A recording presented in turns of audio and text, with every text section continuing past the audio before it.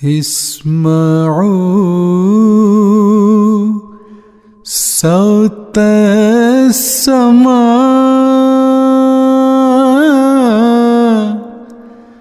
جاء المسيح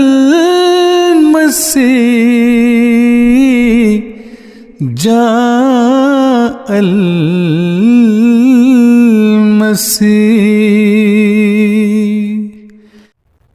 یہ محترم بات سنیں، ہمارے اور آپ کے درمیان تنازع یہ ہے کہ کیا مرزا صاحب اپنے دعویٰ میں سچے ہیں یا جھوٹے؟ تو قرآن جو طریقہ بتاتا ہے وہ کیوں نہ اختیار کریں کسی دعویٰ کو پرکھنے کے لیے؟ خود قرآن نے جو عقیدہ جو طریقہ بتایا ہے، جب بھی آپ اس کو چھوڑیں گے آپ گھاٹے میں رہیں گے، کیونکہ اللہ تعالیٰ نے ہماری رہنمائی کے لیے قرآن کریم بھیجا ہوا ہے۔ محترم بات یہ ہے کہ ان کا شروع سے یہ دعویٰ تھا جو اس میں انہوں نے بیان کیا ہے۔ تردید کہاں کی ہے؟ تردید اس بات کی ہے کہ جو لوگ سمجھ رہے ہیں وہ غلط سمجھ رہے ہیں۔ دیکھیں حضرت صلی اللہ علیہ وآلہ وسلم نے بھی فرمایا لا نبی بعدی، کہ میرے بعد کوئی نبی نہیں، لیکن ساتھ ہی ایک نبی کے آنے کی پیشگوئی بھی کی۔ تو آپ کیا کہیں گے کہ وسلم نے تردید کر دی اس بات کی؟ جو اس کا جواب ہے وہی میرا جواب ہے۔ حضرت صلی اللہ علیہ وآلہ وسلم نے فرمایا ہے کہ نہیں کہ لا نبی بعدی، اس میں کوئی تخصیص ہے کہ کس قسم کا نبی آ سکتا ہے کس قسم کا نہیں آ سکتا؟ لیکن دوسری دفعہ فرمایا کہ حضرت عیسیٰ علیہ السلام آئیں گے اور ان کو مسلم کی حدیث میں نبی کہا گیا ہے۔ تو کیا آپ کہیں گے کہ حضرت صلی اللہ علیہ وآلہ وسلم نے اب تردید کر دی ہے پہلی بات کی لا نبی بعدی کی؟ بتائیں مجھے اس کا جو جواب ہے وہ آپ مجھے بتائیں۔ انبیاء کرام علیہ السلام نے جب بھی نبوت کا دعویٰ کیا تو ان پر جتنی بھی مشکلات آئیں لیکن وہ اپنے منصب نبوت سے انہوں نے رجوع نہیں کیا بلکہ قائم رہے۔ جیسے آپ صلی اللہ علیہ وسلم نے فرمایا کہ اگر کفار میرے دائیں ہاتھ پر سورج اور بائیں ہاتھ پر چاند کی رکھ دیں تو میں اپنے دعوے سے پیچھے نہیں ہٹوں گا۔ ایسے ہی مرزا صاحب کو بھی کہنا چاہیے تھا، لیکن ہوا کیا؟ مرزا صاحب تو کہتے ہیں کہ میں تمام مسلمان بھائیوں کی خدمت میں واضح کرنا چاہتا ہوں کہ اگر ان لفظوں سے ناراض ہیں اور ان کے دلوں پر یہ الفاظ شاک ہے تو وہ ان الفاظ کو ترمیم شدہ تصور فرما کر بجائے اس کے محدث کا لفظ میری طرف سمجھ لیں۔ کہ سر ترمیم شدہ کا کیا معنی ہوتا ہے؟ آپ مجھے اس کا معنی بتا دیں۔ دوسری بات یہ ہے کہ وہ آپ نے لا نبی بعدی کی بات کی، اس کا اس موضوع کے ساتھ کیا نہیں ہے؟ حضرت عیسیٰ علیہ السلام تو پہلے جو ہے انہیں منصب نبوت مل چکا تھا، اور یہ مرزا صاحب کی یہ رجوع سے اس کا کیا نہیں ہے؟ جی جج صاحب محترم، جو میں نے سوال کیا پہلے اس کا جواب دیں۔ حضرت صلی اللہ علیہ وآلہ وسلم کو آپ نبی نہیں سمجھتے؟ کیا انہوں نے یہ دعویٰ نہیں کیا لا نبی بعدی؟ اور اس کے بعد کیا یہ نہیں فرمایا کہ میرے بعد عیسیٰ علیہ السلام آئیں گے؟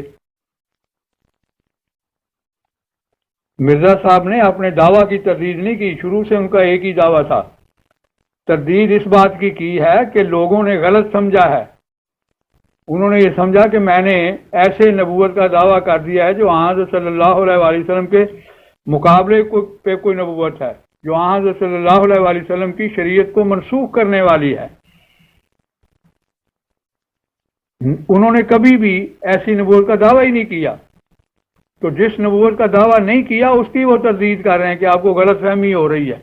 میں نے تو اس کی مثال دی ہے آپ کو، آپ نبیوں کی بات کر رہے ہیں، آپ کے مولوی صاحبان کا تو یہ بھی دعویٰ ہے کہ اللہ تعالیٰ بات کر کے اس کی تردید کر دیتا ہے۔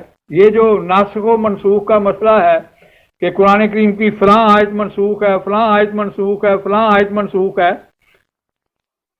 تو اس سے کیا یہ اللہ تعالیٰ کی ذات پر اعتراض نہیں ہے کہ اللہ تعالیٰ نے ایک بات کی پھر اس کو منسوخ کر دیا؟ نبی تو خدا کا نمائندہ ہوتا ہے، خدا تعالیٰ پر یہ اعتراض کر رہے ہیں کہ اللہ تعالیٰ نے قرآن کی یہ آیت منسوخ کر دی، اللہ تعالیٰ نے قرآن کی یہ آیت منسوخ کر دی، ہے کہ نہیں؟ ان کا عقیدہ کہ فلاں فلاں آیت جو ہے وہ منسوخ ہے قرآن کی۔ تو کیا یہ خدا پر اعتراض نہیں ہے؟ تو یہ غلط فہمی ہے، جس طرح خدا کا کلام سمجھنے میں ان لوگوں کو غلطی لگی ہے، اس طرح انسانوں کا کلام سمجھنے بھی غلطی لگ جاتی ہے۔ تو مرزا صاحب تو اس غلط فہمی کو دور کر رہے ہیں، نہ کہ اپنے دعویٰ کی تردید کر رہے ہیں کوئی، یا اس کو منسوخ کر رہے ہیں۔ اچھا میر صاحب، مجھے لگتا ہے آپ نے میرا کلپ غور سے نہیں سنا۔ میں نے آپ سے گزارش کی تھی کہ حضرت آدم علیہ السلام سے لے کر آپ صلی اللہ علیہ وسلم تک جتنے انبیاء کرام علیہ السلام گزرے ہیں، انہیں جتنی بھی مصیبتیں آئیں اور جو کچھ بھی ہوا، لیکن انہوں نے اپنے منصب نبوت سے رجوع نہیں کیا۔ لیکن مرزا صاحب کا دیکھ لیں کہ وہ کہہ رہے ہیں کہ اگر یہ جو بات ہے مسلمانوں کو شاہ گزری ہے تو یہ میری طرف سے ترمیم شدہ یعنی تصویر کر۔ آپ سے میں نے پہلے گزارش کی تھی یہ جو ترمیم شدہ ہے اس کا معنی کیا ہے، اور میں نے یہ بھی پوچھا تھا کہ بات ہو رہی ہے اور ہمارا اصل جو نفس مسئلہ ہے وہ رجوع ہے، ٹھیک ہے؟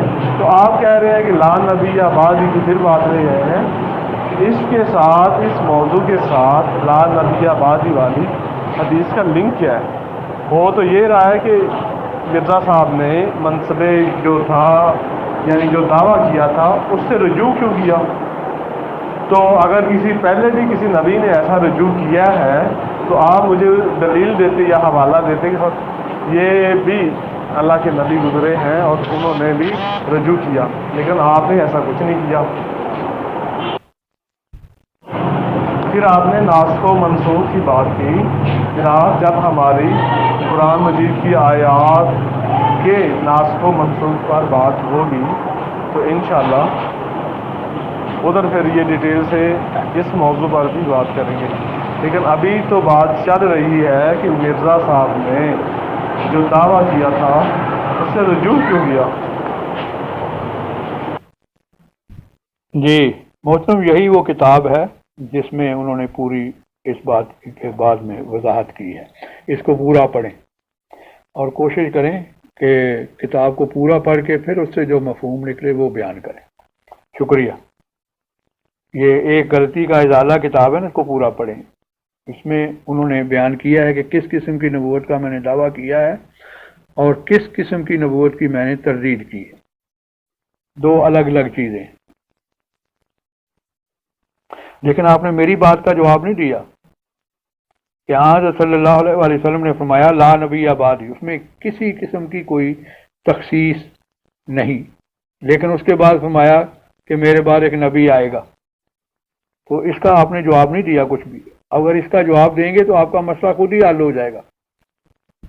محترم، یہی تو میں آپ کو سمجھا رہا ہوں، میں نے پورا سن کے ہی آپ کو جواب دیا ہے کہ مرزا صاحب نے بھی کبھی اپنے اس منصب سے رجوع نہیں کیا جو انہوں نے دعویٰ کیا ہے، لیکن اگر کوئی دعوے کو غلط سمجھیں تو اس کی تشریح کرنی تو لازمی ہے نبی کے لیے، تاکہ کوئی غلط فہمی نہ رہے۔ میں نے تو اس کی مثال بھی دی ہے، پھر بھی آپ کو سمجھ نہیں آ رہی تو میں کیسے سمجھاؤں آپ کو؟ حضرت صلی اللہ علیہ وسلم نے فرمایا لا نبی بعدی، اس میں کوئی تخصیص ہے؟ کوئی بتایا ہے کہ کن معنوں میں حضرت صلی اللہ علیہ وسلم نے فرمایا لا نبی بعدی؟ جو کسی نے جی چاہا اس کے مطلب جو ہے وہ نکال لیا، لیکن دوسری طرف فرمایا کہ میرے بعد ایک نبی آئیں گے۔ تو آپ بتائیں یہ حضرت صلی اللہ علیہ وسلم نے اپنے پہلے موقف کی تردید کی ہے؟ بتائیں مجھے۔ جب ایک دفعہ فرما دیا لا نبی آبادی تو دوسری طرف یہ فرمائیں کہ میرے بعد ایک نبی آئے گا، تو پھر لا نبی آبادی کا کیا مفہوم ہوا؟ جب اس کا آپ مجھے جواب دیں گے تو آپ کو خود ہی سمجھ آ جائے گی سوال کی اور جواب کی جو آپ نے کیا ہے۔ شکریہ۔ میں نے تو آپ کو ناسخ و منسوخ کے مسئلے کی بھی ساتھ مثال دی ہے کہ بعض علماء، بڑے جید علماء، چھوٹے موٹے نہیں، وہ یہ سمجھتے ہیں کہ نعوذ باللہ من ذالک قرآن کریم کی بعض آیات منسوخ ہو گئی ہیں۔ تو کیا آپ کے نزدیک کسی چیز کو پہلے کہنا اور بعد میں کہنا یہ اب منسوخ ہے؟ یہ تردید نہیں ہے پہلی بات کی؟ اس کا بھی کوئی جواب دے دیں.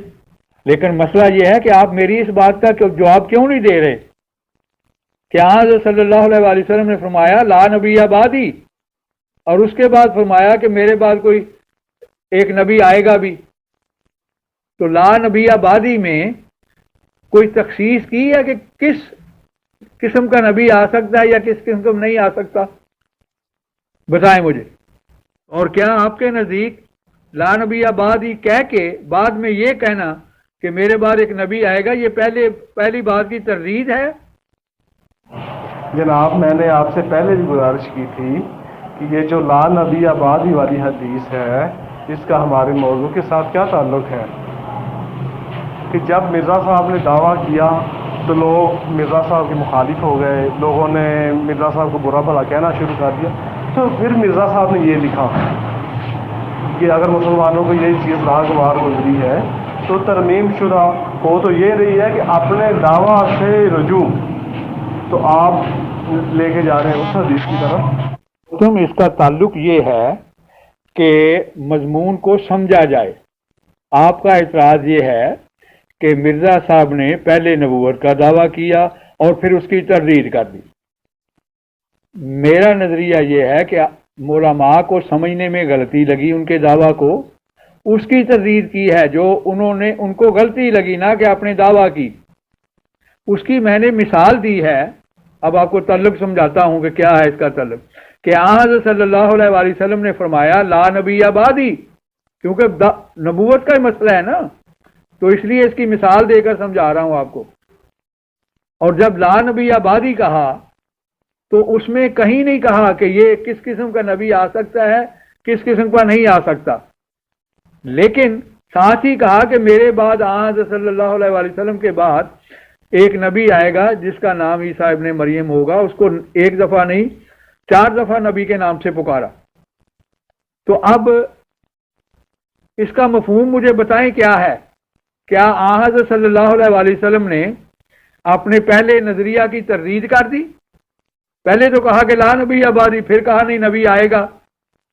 تو یہ ہے اس کا تعلق اس کے ساتھ.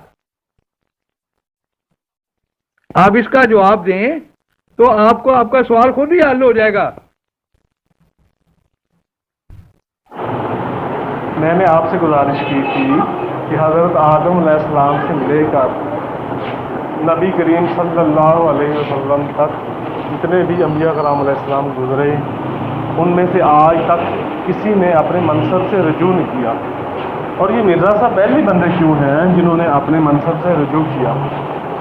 اور دوسری بات، اگر آپ یہ یعنی حدیث شریف موضوع سے ریلیٹڈ لا نبی بعدی والی اس حوالے سے ہوتی کہ اگر نبی پاک صلی اللہ علیہ وسلم پہلے حضرت عیسیٰ علیہ السلام کو کہتے کہ وہ اللہ کے نبی ہیں اور بعد میں کہتے کہ نہیں یعنی آپ کی نبوت کا انکار یا پھر آپ کی نبوت کا کوئی اور کوئی چھوٹی بات یعنی کرتے، پھر تو بندہ کہہ سکتا تھا نا کہ یہ بات موضوع سے ملتی جلتی ہے.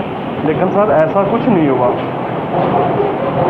دوسری میری جو آپ سے گزارش ہے وہ یہ ہے کہ مرزا صاحب خود ہی تو بڑے بڑے دعوے کرتے ہیں. جی محترم، میں بار بار وہی چیز پہ دہراؤں گا. میں عرض کر رہا ہوں کہ جو میں نے سوال کیا ہے اس کا جواب دیں گے تو آپ کو ساری بات کی سمجھ آ جائے گی. مرزا صاحب نے کبھی بھی اپنی کسی بات سے نبوت کے جو خدا تعالیٰ نے بتائی ہو اس سے کبھی رجوع نہیں کیا. ہاں اگر اپنی طرف سے کوئی غلطی ہو گئی ہو بحیثیت انسان کے تو اس میں ہر نبی رجوع کرتا ہے، لیکن جو اللہ تعالیٰ نے بات بتائی اس سے کبھی بھی رجوع نہیں کیا. میں آپ کو عرض کر رہا ہوں کہ آپ یہ بتائیں کہ حضرت صلی اللہ علیہ وآلہ وسلم نے فرمایا لا نبی بعدی اور پھر فرمایا میرے بعد ایک نبی آئے گا، تو یہ ان کا رجوع تھا یا کیا تھا؟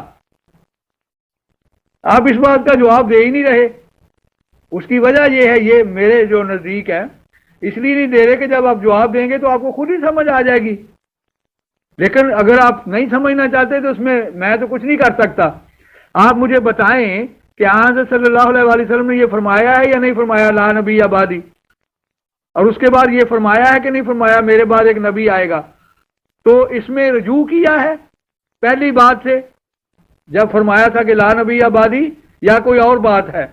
حضرت صلی اللہ علیہ وآلہ وسلم نے فرمایا لا نبی آبادی، اور اس کے بعد فرمایا کہ میرے بعد ایک نبی آ سکتا ہے، سارا اسی میں جواب ہے، لیکن آپ اس کا جواب ہی نہیں دے رہے۔ وہ جس چیز کی تردید کر رہے ہیں وہ اس بات کی ہے، میں پہلے وضاحت کیا بیان کر چکا ہوں کہ میرا اس قسم کا دعویٰ نہیں ہے نبی ہونے کا۔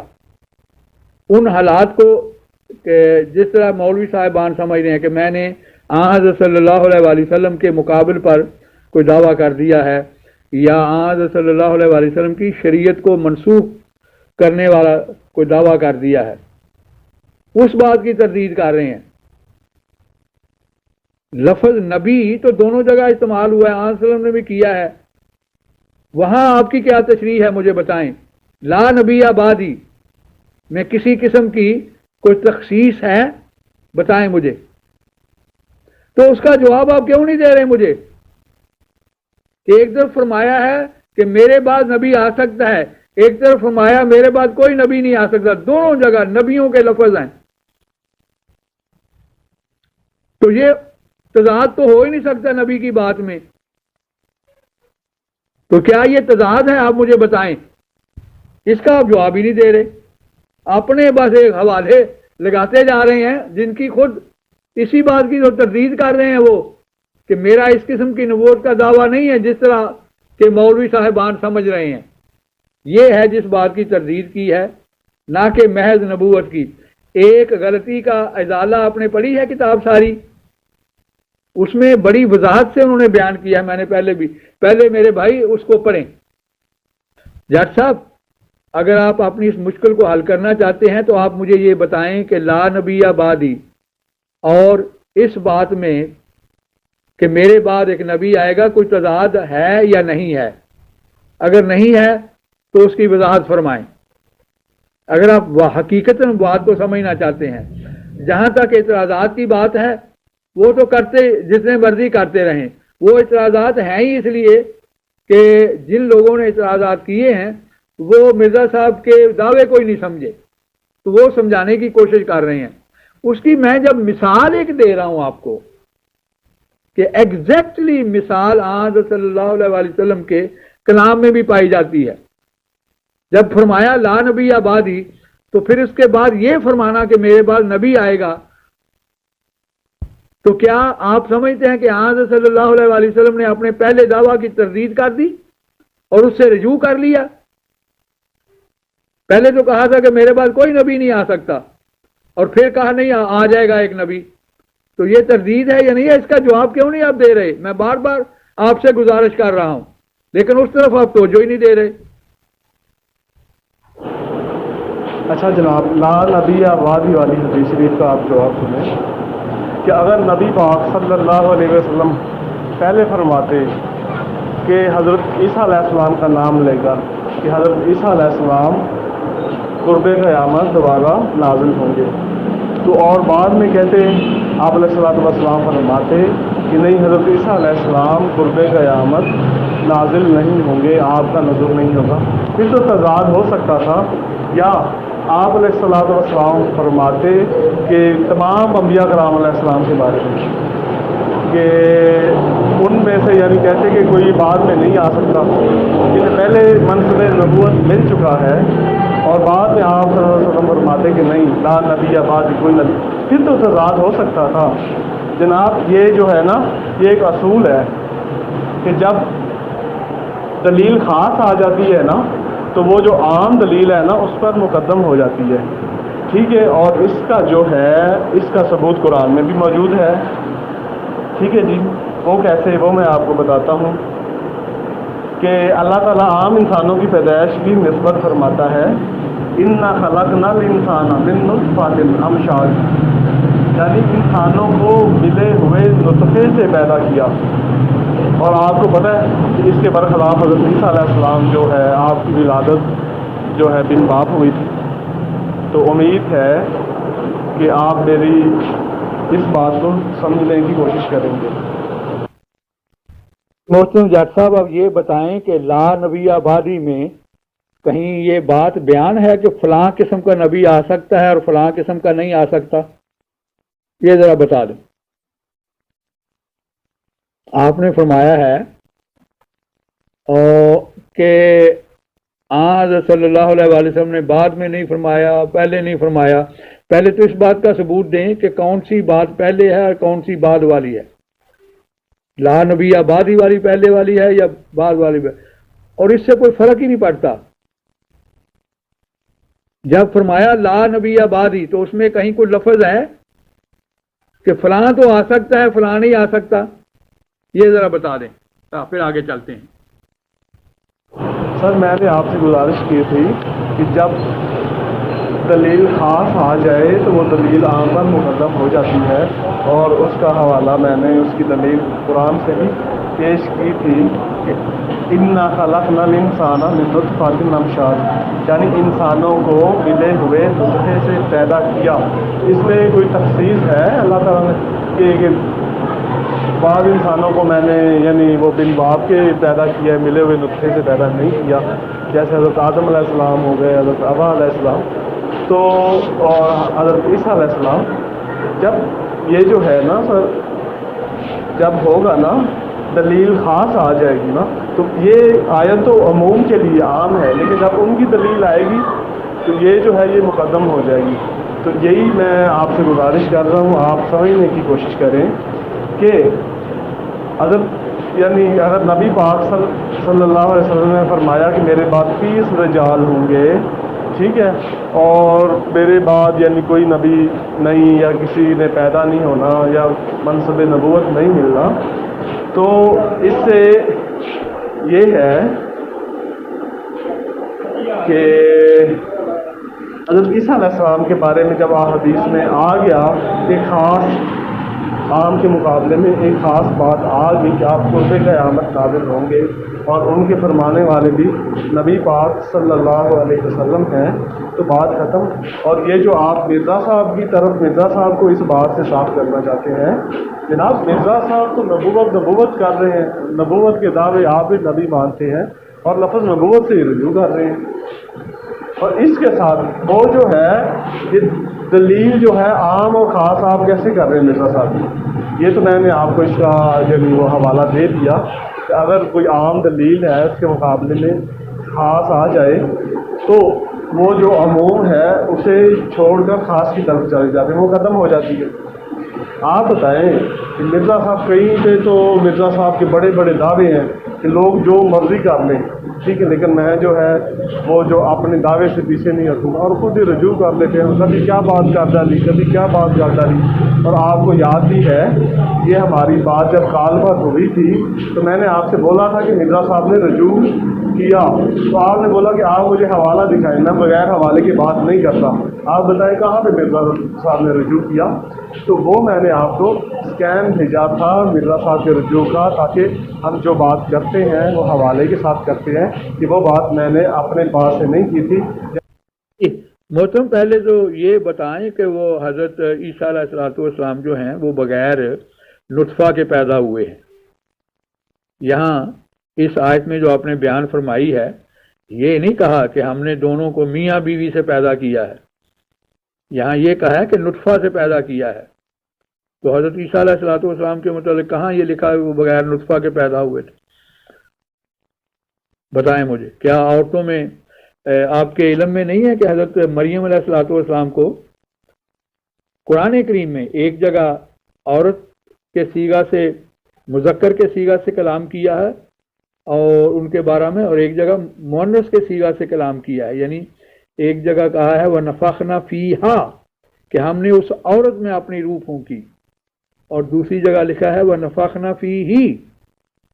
लेकिन इन बातों से बहस हमारी और तरफ निकल जाएगी। हमारा मकसद है नबी के लफ्ज़ से आपने ये नतीजा निकाला कि वो जी मिर्ज़ा साहब तरदीद कर रहे हैं, हालांकि ये आपका नतीजा वो कह रहे हैं अपने मुखालफीन को, मिर्ज़ा साहब कि आपका ये नतीजा गलत है, मेरा वो दावा ही नहीं है जो आप समझ रहे हैं, उस किस्म की नबूवत का मेरा दावा है ही नहीं, शुरू से ही नहीं है, तो फिर तरदीद कैसे हो गई? मौसम आपको बाकायदा एक मिसाल दे के समझाया, अगर फिर भी आप नहीं समझते तो फिर जो भी आप जवाब दें वही जवाब मिर्जा साहब पर भी मुंतबिक कर लें। एक दफ़ा आंसर फरमाया कि मेरे बाद कोई नबी नहीं आ सकता, वहाँ लफ्ज़ नबी मौजूद है। दूसरी तरफ फरमाया कि मेरे बाद नबी आ सकता है, वहाँ भी लफ्ज़ नबी मौजूद है। तो फिर आप क्या समझेंगे कि आंसर ने तरदीद कर दी अपनी बात की? नहीं, तरदीद नहीं की। एक जगह नबी से मुराद और किस्म की नबूवत है, दूसरी जगह नबी से मुराद और तरह की नबूवत है। जो जिसको बारे में आने के लिए कहा है उसकी कभी आंसर ने तरदीद की ही नहीं है, और जिसके बारे में कहा है कि कोई नहीं आ सकता उसकी कभी तस्दीक ही नहीं की ना आने की। ये है मसला। लेकिन लफ्ज़ नबी है दोनों जगह। इसी तरह मिर्ज़ा साहब ने अगर दोनों जगह लफ्ज़ नबी इस्तेमाल किया है तो उससे भी वही मफहूम लेना चाहिए जो हम हज़रत सल्लल्लाहु अलैहि वसल्लम के इरशादात से लेते हैं। मैं आपसे दरख्वास्त करता हूँ कि आप पहले मिर्ज़ा साहब की जो किताब है ना, एक गलती का इजाला, उसको पढ़ें। उसके बाद अगर सवाल आपका इस सिलसिला में हो तो ज़रूर करें, क्योंकि उन्होंने खुद जो जवाब दिया है उससे बेहतर तो मैं जवाब नहीं दे सकता आपको। वालेकुम अस्सलाम अनितबल हुदा। जी मीर साहब कोई ना शायद हैंड फ्री में मसला आ गया था, इसीलिए कल की मेरी जो आवाज़ है उसमें प्रॉब्लम आ गया। असल देखें मीर साहब, हमारी बात जो कॉल पर हुई थी वो किस मौजू पर हो रही थी? वो बात हो रही थी मिर्ज़ा साहिब के किरदार पर, और मैंने सूरह यूनुस की आयत नंबर का आपको हवाला भी दिया था, और मैंने आपसे सवाल किया था कि मिर्ज़ा साहब ने नबूवत का दावा किस सन में किया। तो फिर मैंने ये भी बात की कि मिर्ज़ा साहब ने दावा तो किया नबूवत का, लेकिन रजू भी करते रहे।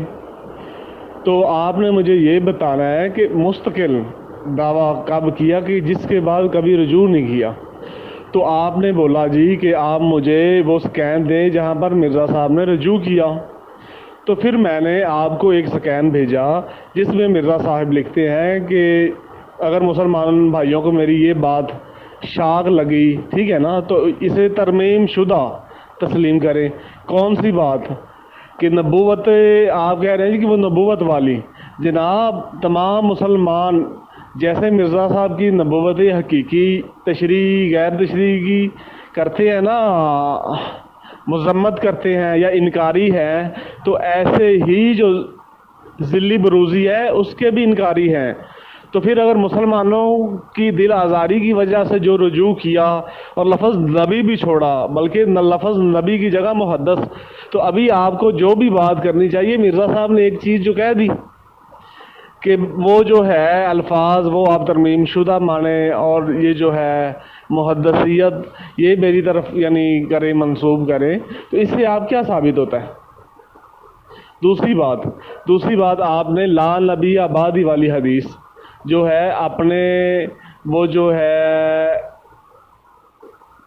कि मिर्ज़ा साहब की नबूवत की दलील में, ठीक है ना, कि देखें जी उधर भी तजाद है, अगर आपको इधर तजाद लग रहा है तो उधर भी तजाद है, हालांकि तजाद नहीं। दूसरी बात सर, अब हम असल मौजू की तरफ आते हैं। हमारा मौजू था मिर्ज़ा साहब का किरदार, ठीक है। आपने स्कैन की डिमांड की, मैंने स्कैन दे दिया। आगे अगर इसे बढ़ाएंगे तो ये बढ़ता जाएगा, ठीक है ना, क्योंकि तो मेरी आपसे गुजारिश है कि हम असल मौजू की तरफ आते हैं और उसी मौजू पर बात करते हैं।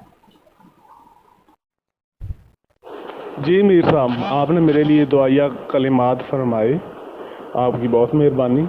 यही कलिमात मैं आपकी तरफ लौटाता हूँ कि अल्लाह ताला हम सबको हिदायत अता फरमाए और अल्लाह ताला अपनी मोहब्बत और नबी पाक सल्लल्लाहु अलैहि वसल्लम की ताबेदारी नसीब फरमाए। मीर साहब, आप एक इल्मी शख्सियत हैं और मुझे बहुत खुशी हुई कि एक ऐसे बंदे से बात कर रहा हूँ जो इल्मी है। और दूसरी बात, मैंने आपसे कई ऐसी चीज़ें सीखी जिनका मुझे पहले इल्म नहीं था। तो इंशाल्लाह मेरी ख्वाहिश होगी कि आगे भी ये मिर्ज़ा साहब के किरदार पर बात करके आगे हयातो वफ़ात हज़रत ईसा अलैहिस्सलाम पर बात करेंगे। ऐसे ही ये जो है इजराए नबूवत, इस पर भी इंशाल्लाह बात करेंगे। तो आपकी बहुत मेहरबानी। आपने मुझसे इस स्कैम के भेजने की वजह पूछी, तो میں نے یہ اسکین اس لیے بھیجا کہ مرزا صاحب اپنی اس کتاب میں کہتے ہیں کہ مجھے کسی کے ساتھ قیاس مت کرو اور نہ ہی کسی کو میرے ساتھ قیاس مت کرو. تو آپ نے مرزا صاحب کے اصول کو توڑ کر مرزا صاحب کو اللہ کے نبی کی حدیث شریف کے ساتھ قیاس کر رہے تھے اور ادھر سے دلائل دے رہے تھے. اسی لیے میں نے بھیجا تھا کہ مرزا صاحب نے ایک چیز سے منع کیا ہے تو آپ مرزا صاحب کو پس پشت ڈال کر یہ کام کر رہے ہیں. تو یہ اسکین آپ کی اصلاح یا یاد دہانی کے لیے تھی کہ مرزا صاحب کو پس پشت نہ ڈالیں بلکہ انہیں ساتھ لے کر چلیں. جج صاحب آپ میری بات نہیں سمجھے. میں بات یہ نہیں کر رہا کہ وہاں روح کی بات ہو رہی ہے کہ نہیں ہو رہی. میں نے یہ آپ سے سوال کیا تھا کہ یہاں حضرت مریم کو مؤنث کے صیغہ سے کیوں خطاب کیا ہے؟ دیکھیں نا لکھا ہے وہ مریم مبتنا عمران التی احسنت فرجہا فنفخنا فیہ. مریم تو عورت تھیں تو یہاں لکھا ہے فنفخنا فیہ، ہم نے اس مرد میں روح پھونکی. تو میرا تو سوال یہ تھا کہ یہاں ان کو مرد کیوں کہا گیا ہے؟ میں کب کہہ رہا ہوں کہ نطفے کی تردید نہیں، میں یہی تو کہہ رہا ہوں کہ وہ نطفے سے ہی پیدا ہوئے تھے، نطفے کے بغیر پیدا نہیں ہوئے تھے. یہی تو میری دلیل تھی کہ حضرت مریم جو ہیں وہ یک وقت ان میں دونوں صفات تھی، وہ مرد بھی تھیں اور عورت بھی تھیں، جڑواں تھی ان میں. ان کی تخلیق جڑواں ہوئی ہے جو مکسڈ جڑواں ہوتا ہے. تو نطفے کے بغیر کہاں وہ پیدا ہوئے؟ یہ میرا سوال تھا. آپ نے کہا روح کی بات ہو رہی ہے، میرا تو یہ سوال ہی نہیں تھا کہ روح کی بات ہو رہی ہے کہ نہیں. میرا سوال یہ تھا کہ ان کو یہاں عورت تھی تو وہ عورت و نفخنا فیہا ہونا چاہیے، یہاں فی ہی ہے. اس کا کیا جواب ہے آپ کے پاس محترم؟ لیکن آپ نے ایک دوسری طرف بات چلا دی تھی. آپ کو میں نے گزارش کی تھی کہ وہاں سورہ جو یونس ہے اس میں دعویٰ سے پہلی زندگی کے بارے میں لکھا گیا ہے. تو مجھے بتائیں دعویٰ سے پہلے ان پر کس نے کون سا اعتراض کیا ان کے کردار کے بارے میں؟ یہ میرا سوال ہے. میں آپ کو درجنوں بھجوا دیتا ہوں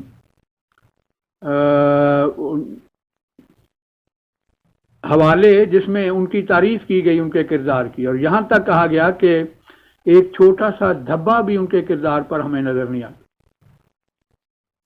تو آپ بتائیں کہ ان کے دعویٰ سے پہلے کسی نے ان کے کردار پر کوئی اعتراض کیا؟ اس کا ثبوت آپ دیں. دعویٰ سے پہلے کی زندگی پر آپ نے دینا ہے ثبوت. بعد میں تو مخالفین بڑے کوئی نبی ایسا نہیں ہے دعوے کے بعد جن پر اعتراضات نہیں ہوتے. آپ نے کہا ہے ایک آڈیو کرنی ہے تو اس لیے فی الحال مسلم میں نے ایک آڈیو کی ہے، اس کا جواب دیں گے تو پھر آگے چلیں گے. ایک تو پہلے جو مسئلہ ہمارا شروع تھا اس کے بارے میں کی ہے اور دوسری اس کے بارے میں کی ہے. اس کا پلیز جواب دیں. کوئی اعتراض ایسا دکھائیں جو کسی نے ان کی دعویٰ سے پہلے کی زندگی پر، لیکن دعویٰ سے پہلے وہ اعتراض کیا ہو، دعویٰ سے پہلے کی زندگی پر اور دعویٰ سے پہلے اعتراض کیا ہو، اس کا ثبوت آپ کے ذمہ ہے. جی مرزا سر، آپ کو یاد ہوگا ہماری بات ہو رہی تھی مرزا صاحب کے کردار پر. تو میں نے آپ کو بولا کہ مرزا صاحب نے تو نبوت کا دعویٰ کیا اور پھر رجوع کر لیا. تو آپ نے میری اس بات پر جواب دیا کہ آپ مجھے یہ دکھائیں کہ مرزا صاحب نے رجوع کب کیا. تو میں نے آپ کو رجوع کا اسکین بھجوا دیا. سر اب اس اسکین سے بعد آپ آگے لے گئے، بلکہ آپ نے وہ ایکسیپٹ بھی کر لیا کہ وہ رجوع ٹھیک ہے، لیکن آپ نے دلیل میں لا نبی آبادی والی حدیث پیش کی. اب سر دیکھیں لا نبی آبادی والی حدیث کا جواب میں نے کیا دیا. میں نے بولا کہ ایک ہوتی ہے دلیل عام، ایک ہوتی ہے دلیل خاص. میں نے قرآن سے دلیل دی کہ اللہ تعالیٰ فرماتا ہے کہ ہم نے انسانوں کو ملے ہوئے نطفے سے پیدا کیا. اور میں نے 3 مثالیں بھی دی، حضرت آدم علیہ السلام کی، حضرت حوا علیہ السلام کی اور حضرت عیسیٰ علیہ السلام کی. چلیں آپ اگر حضرت عیسیٰ علیہ السلام کی نہیں مانتے تو ہم اس پر بات کر لیں گے کہ لیکن آپ یہ تو مانتے ہیں نا کہ حضرت حوا علیہ السلام اور حضرت آدم علیہ السلام کی ولادت بغیر نطفے کے ہوئی، حالانکہ وہ بھی انسان تھے۔ ایک بات ہو گئی۔ اب سر دیکھیں کہ جب دلیل خاص ان پر آ گئی کہ اللہ تعالیٰ نے حضرت آدم علیہ السلام وہ جب یعنی وہ فرشتوں کو حکم دیا مٹی کا اور پھر اپنی روح پھونکی اور یہ ساری چیزیں، تو اب وہ جو حضرت آدم علیہ السلام اور حضرت حوا علیہ السلام کا شمار ہے وہ دلیل عام میں نہیں ہوگا بلکہ دلیل خاص میں ہوگا۔ تو ایک تو جواب میں نے یہ دے دیا۔ دوسرا جواب میں نے آپ کو یہ بھی اسکین بھیجا کہ مرزا صاحب کہتے ہیں کہ مجھے کسی کے ساتھ قیاس مت کرو اور کسی کو میرے ساتھ قیاس مت کرو۔ یہ سر ہو گئے دو جواب۔ اچھا سر، اصل تو ہماری بات یہاں پر ختم ہو جانی تھی، لیکن اسی بات کو جو ایک ٹیمپریری تھی اسے آپ آگے لے کے جا رہے ہیں۔ سر وہ جو آپ نے سورہ تحریم کی آیت کا بولا فَنَفَخْنَا فِيهِ، تو سر یہ جو ہے نہ آپ عربی ہے اور نہ ہی میری مادری زبان عربی ہے۔ ہم جب بھی کسی عربی کا ترجمہ کریں گے تو اس کا یہ طریقہ کار ہوگا کہ ہم مرزا صاحب سے پہلے کے جتنے مفسر ہیں ان کی طرف رجوع کریں گے۔ اگر 1200 یا 1300 سال میں کسی مفسر کا قول آپ کے قول آپ کی بات سے ملتا ہے ہم قبول کر لیں گے۔ سر آپ نے جو بات کی ہے آپ اس کا کوئی ریفرنس دیں گے کہ یہ جو ہے فی ہا اور فی ہی کا یہ جو ہے کوئی توجیہ کی ہے مفسرین نے تو صحیح ہے، وہ ہم ایکسیپٹ کر لیں گے۔ اور اس کے علاوہ یہ ہے کہ یہ ہمارا موضوع سے یہ ریلیٹڈ نہیں ہے۔ یہ تو ایک بات میں نے کی اور وہ اس کے بارے میں میں نے جواب بھی دے دیا۔ سر اب آپ آئیں اصل موضوع کی طرف۔ ہمارا اصل موضوع یہ ہے کہ مرزا صاحب کے کردار کے بارے میں ہم نے بات کرنی ہے۔ اسی لیے میں نے آپ سے پوچھا تھا کہ مرزا صاحب نے اعلان نبوت کب کیا، اور آپ نے وہ وقت اور وہ سن بتانا ہے کہ جس کے بعد رجوع نہ کیا ہو۔ کہ سر آپ برائے کرم مجھے وہ سن بتائیں اور تاریخ بتائیں جب مرزا صاحب نے اعلان نبوت کیا، تاکہ اس سے پہلے پھر مرزا صاحب کی لائف ڈسکس کیا جائے کہ مرزا صاحب کا کردار کیسا ہو۔ جی محترم جج صاحب، آپ یہ بتائیں کہ پوری عبارت پہلے تو دینی چاہیے۔ پہلی بات یہ ہے کہ پوری عبارت دینی چاہیے تاکہ انسان سمجھ سکے کہ وہ کیا کہنا چاہتا ہے جو لکھنے والا ہے اور آپ کیا سمجھتے ہیں۔ دوسری بات یہ ہے کہ مجھے حقیقتاً کوئی سمجھ نہیں لگی کہ آپ اس سے کیا ثابت کرنا چاہتے ہیں۔ مرزا بشیر احمد صاحب نے جو بات کی ہے اس سے آپ ثابت کیا کرنا چاہتے ہیں؟ کیا نبوت کے دعویٰ جو شخص کرتا ہے اس کو پرکھنا نہیں چاہیے کہ کیا وہ اپنے دعویٰ میں سچا ہے یا نہیں سچا؟ یہ ذرا بتا دیں۔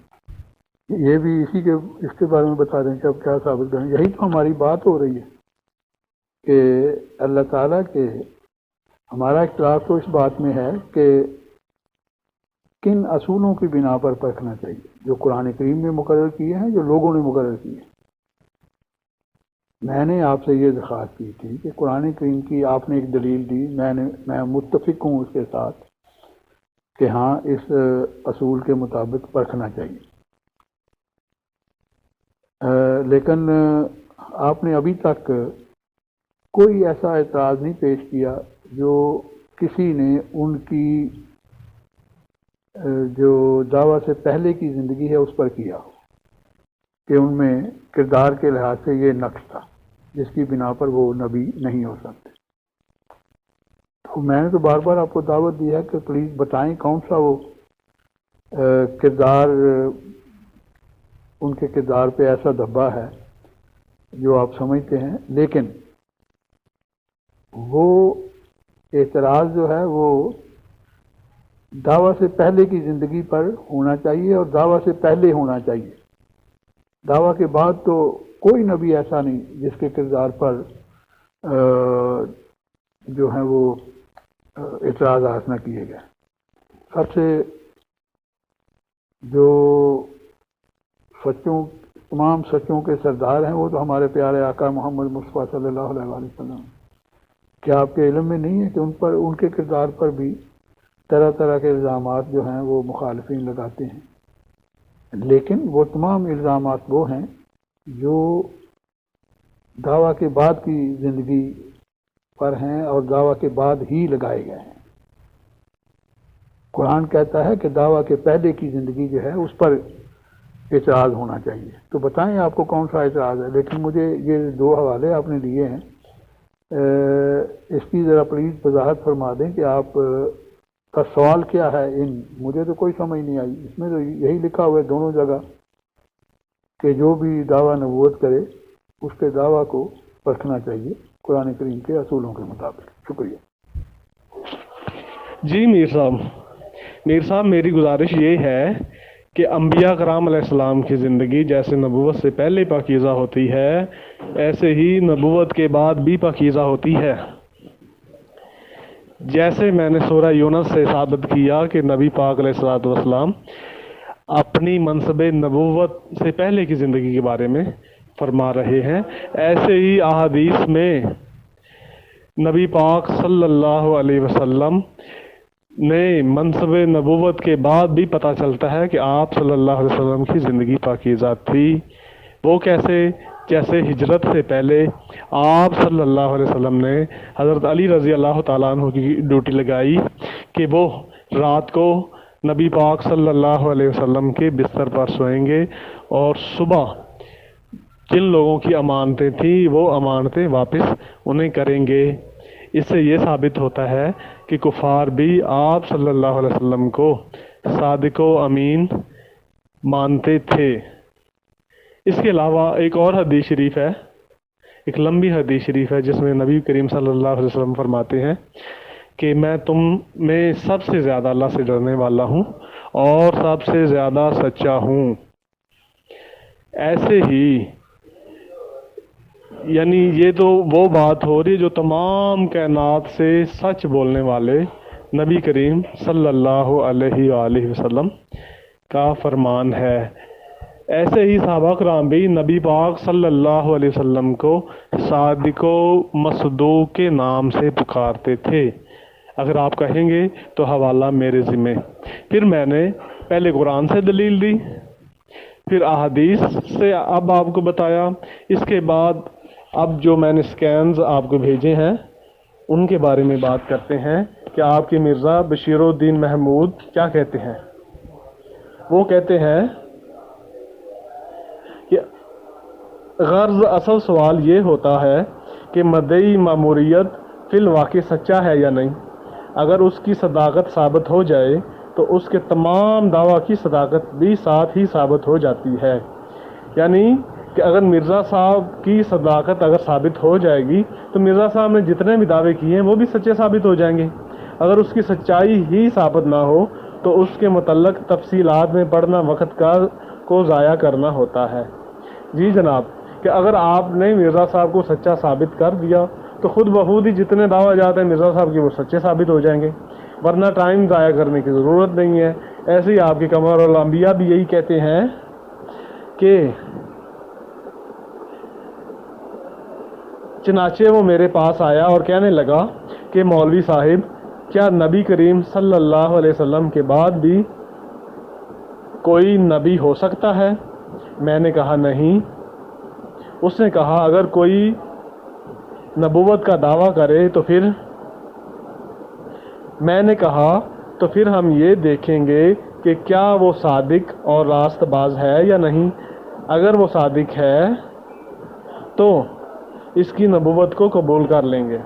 लें जी, ये जो आपके कमरुल अंबिया है ना, वो भी कह रहे हैं कि अगर वो सादिक सच्चा होगा तो उसकी नबूवत को कबूल कर लेंगे। यानी ये जो आप मयार बनाए ना, ये आपकी किताबों में सीरतुल महदी या दावतुल अमीर में, इसमें भी यही है कि सच्चाई, अगर एक बंदा सच्चा साबित होता है तो उसका दावा कबूल किया जा सकता है या कर लिया जाएगा।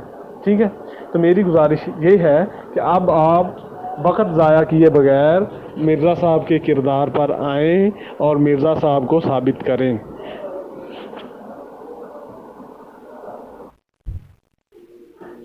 جی میر صاحب میں نے سنا تھا کہ جب بھی قادیانیوں سے مرزا غلام محمد قادیانی کے کردار پر بات کی جائے تو یہ سب سے پہلے تمام انبیاء کرام علیہ السلام کی ذات پر حملہ آور ہوتے ہیں، اور آج یہی بات سچ ثابت ہو رہی ہے کہ آپ نے کہا کہ انبیاء کرام علیہ السلام کی زندگی دعوی نبوت سے پہلے پاکیزہ ہوتی ہے لیکن دعوی نبوت کے بعد پاکیزہ نہیں ہوتی۔ سر اس کی وضاحت فرما دیں، اس سے آپ کیا ثابت کرنا چاہتے ہیں؟ اور دوسری بات کہ یہ جو مرزا صاحب کے بارے میں آپ نے کہا جی کہ مرزا صاحب پر وہ اعتراض ہو کہ جو مرزا صاحب کے دعوے سے پہلے کردار کی بات ہو اور پہلے ہی کسی نے کیا ہو۔ جناب یہ اصول یہ آپ نے کہاں سے لیا کہ ایک بندہ وہ سامنے آیا ہی نہیں، اس نے دعویٰ ہی نہیں کیا؟ اب قرآن کیا کہہ رہا ہے سورہ یونس میں؟ تو دعوی نبوت کے بعد نبی پاک صلی اللہ علیہ وسلم کفار سے فرما رہے ہیں کہ میں تم میں ایک عرصہ گزار چکا ہوں، اور آپ کہتے ہیں نہیں جی دعوی نبوت سے پہلے ہو۔ تو جناب یہ آپ نے اصول کہاں سے اخذ کیا، اور آپ کو اتنی پریشانی کیوں ہے؟ آپ اتنے ڈرتے کیوں ہیں مرزا صاحب کے کردار پر بات کرنے کے؟ جناب آپ کے نبی ہیں اور آپ اتنا رتبہ دیتے ہیں، پتہ نہیں کیا، آئیں پھر کردار پر بات کریں۔ اگر وہ سچے انسان ہیں، ان کا کردار بے عیب ہے، تو آپ کو پہلے دن سے کہہ دینا چاہیے تھا کہ آئیں ہم بات کرتے ہیں کہ مرزا صاحب کا کردار بالکل ٹھیک ہے۔ لیکن شاید آپ کو پتہ ہے کہ مرزا صاحب کا کردار جو ہے اس پر انگلی اٹھتی ہے، اس پہ کوئی دھبا ہے، اسی لیے ادھر ادھر کی ہانک رہے ہیں، اصل موضوع کی طرف نہیں آ رہے۔ میری گزارش ہے کہ آپ آئیں اصل موضوع کی طرف، مرزا صاحب کے کردار پر بات کرتے ہیں۔ جی ناظرین، تو یہاں پر جو میر لطیف صاحب نے کہا کہ دعوی نبوت سے پہلے تمام انبیاء پاک ہوتے ہیں اور بعد میں کفار منکرین الزام لگاتے ہیں، اس سے مراد یہ تھا کہ جس طرح کفار مکہ حضور صلی اللہ علیہ وآلہ وسلم کو سچا، صادق اور امین کہتے تھے دعوی نبوت سے پہلے، بعد میں انہوں نے وہی لوگ محمد مصطفیٰ صلی اللہ علیہ وآلہ وسلم پر الزام لگانا انہوں نے شروع کر دیا۔